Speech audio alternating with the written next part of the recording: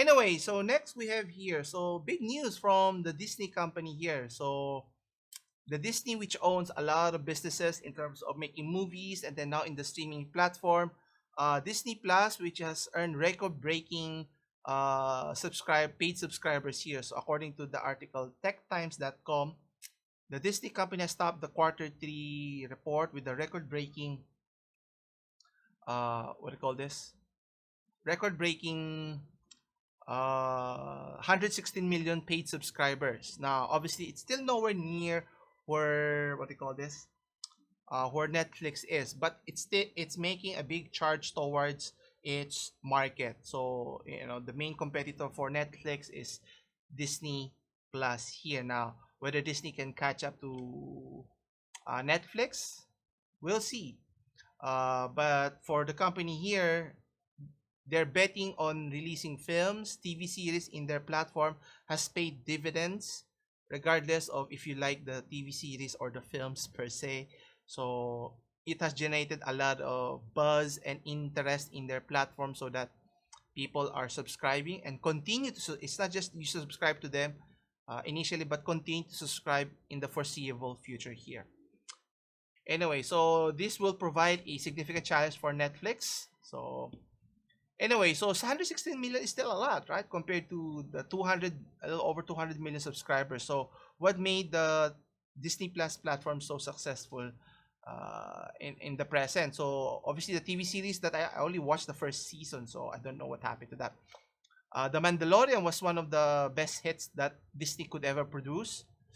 Then you have WandaVision, The Falcon and Winter Soldier, and even Loki. So, but still, they're all under the banner of the MCU franchise. Now, whether that's going to translate into more success in the films, then you have the issue what happened with the Black Widow and the lawsuit that Miss Johansson levied against the Disney company because of releasing the film simultaneously, but they agreed upon to release it first in the movie theaters before releasing it in the streaming service, so that it gets the revenue it expects originally.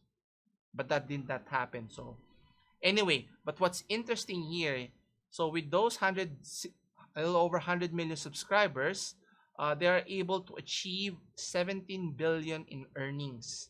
Now, obviously, this is combined with their other businesses from their Disney theme parks, which has returned to operations, which I'm still kind of iffy because there's the Delta variant still roaming around. Even though you're vaccinated, you can still get sick.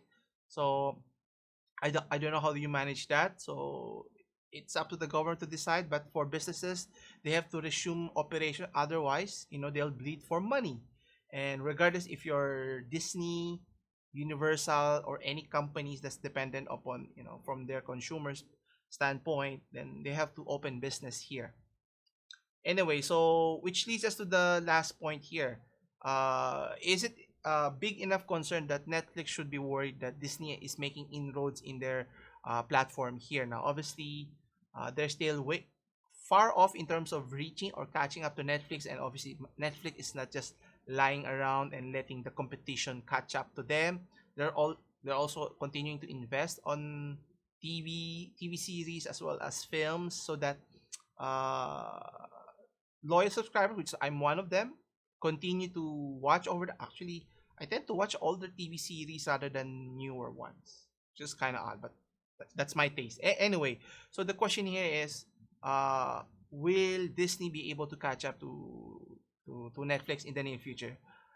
I think it's an uphill, but there'll be a distant second because after Disney, you have Paramount, Fox, Peacock, is still lagging behind. So for Disney, they're making the right bet in terms of investing in the streaming platform, but at what expense? Because at the end of the day, it's their feature films that's going to generate the big bucks for their business there. And if people are just watching it at home, then it's not the same experience watching in the movie theaters.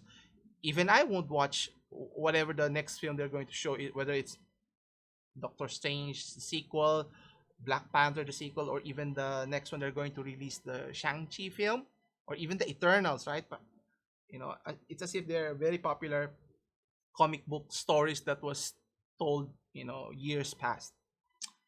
Anyway, but one thing is clear here: for Disney to be able to continue to grow their platform and their streaming services, they need to continue to develop new shows, not just rely on their library of shows in the past, because obviously the shows in the past is always important since they have the franchise for the MCU and the Star Wars franchise, but you can only watch it so many times. So you need new, fresh influx of content to get your audience hooked and stay hooked. Just like way back in the cable days, right? So each channel has their own unique offering, so that people would during on Mondays, one would watch Monday Night Football. On Tuesday's lineup, they maybe watch Fox TV show, or on Friday or whatever. So you have to offer something unique for people to stay glued and continue to watch in your platform. Otherwise, like in my case, I don't like subscribing to a lot of platforms, because we're going back to the Stone Age, just like in the cable days, right?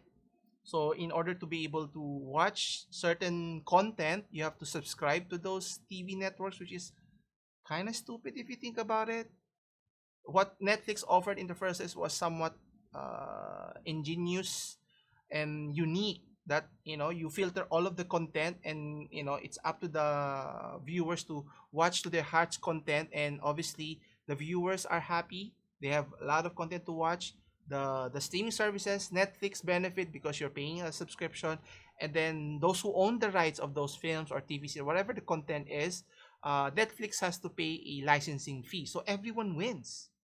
But obviously, some companies are becoming greedier, so they earn more. That's why they want to create their own content. Now, whether that content is good enough, only time can tell here.